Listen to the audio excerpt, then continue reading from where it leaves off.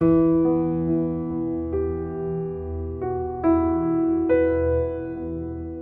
হাতে গড়া সংসার ছেড়ে আজ উদ্বাস্তু দুলজান বেগম। ঠাঁই হয়নি স্বামীর ভিটে মাটিতে। পরের বাড়িতে ঝিয়ের কাজ করে জীবিকা নির্বাহ করতে হচ্ছে তাকে। 17 বছর আগে ধার দেনা করে একমাত্র ছেলেকে প্রবাসে পাঠান টাঙ্গাইলের সখীপুর উপজেলার কালিদাস বল্লাচালা গ্রামের আজহার মিয়ার দ্বিতীয় স্ত্রী দুলজান। ছেলের টাকায় ভালোভাবেই দিন কাটছিল তার। ধার দেনা শোধ করে উঠান পাকা ঘরও, কিন্তু সেই ঘরে বেশি দিন থাকা হলো না তার। দেশে ফিরে ছেলে বিয়ে করে ঘরে বউ আনার পর শুরু হয় অশান্তি। এর মধ্যে আবার ছেলে প্রবাসে ফেরত যাওয়ার পর বউয়ের আচরণ আরও বদলে যায়। নানাভাবে চলে অত্যাচার। সহ্য করতে না পেরে স্বামী নিয়ে চলে যান বোনের বাড়িতে। সেখানে ঝিয়ের কাজ করে দুবেলা দুমুঠো খেয়ে দিন পার করছেন তিনি। নিজেই কোনো সুম খাই নেই, ওই ছেলেরে মানুষ করছেন খুব কষ্ট করে। এই ছেলে আমার যে সব কথা কয় তার সে মরণ ভালো। আমার নাগাল মা দেখে বেঁচে রয়েছে দুনিয়ায়, অন্য সকল মা হইলে বেঁচে থাকতো না। কারণ আমার কপাল দুঃখ তো, এই কারণে আমি বেঁচে রয়েছি। আর ভালো মা এখন দিন বেঁচে থাকা হতো না। ও আমার কল যারা আমার সে মাছ খাই মাসে 2 ফিরে বেজা, ও 4 ফিরে বেজা খাইছে। কোনো মায়ের মাসে কোনো সন্তানে কয় যে তোর মাও কমিন তুই কমিন, এনে কোনদিন কয় তাহলে ও আমার ঘর তিনি বাই করে দিছে।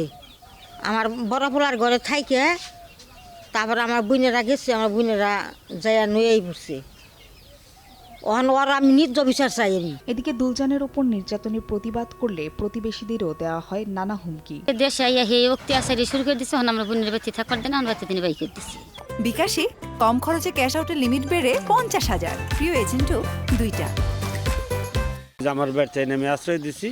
আর আমি তো হ্যাঁ মেয়ের জামাই, আমি কদিন ফলবো এবং হ্যাঁ বোনের বাড়িতে কদিন খাবো, কদিন চলবো।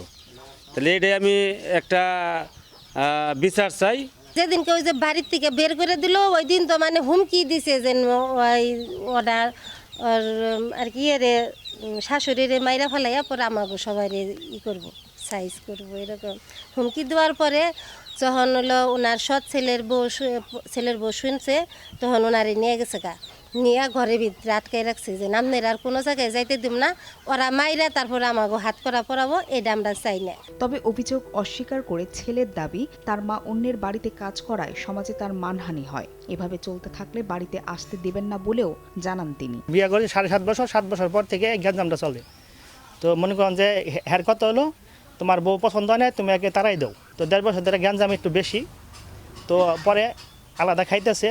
সমস্যা হলো, মূল কারণ হলো, তো আমি দেশের বাইরে থাকি, তো বিভিন্ন পাড়ার প্রতিবেশী লোক আছে, নাম হলো নাজমা।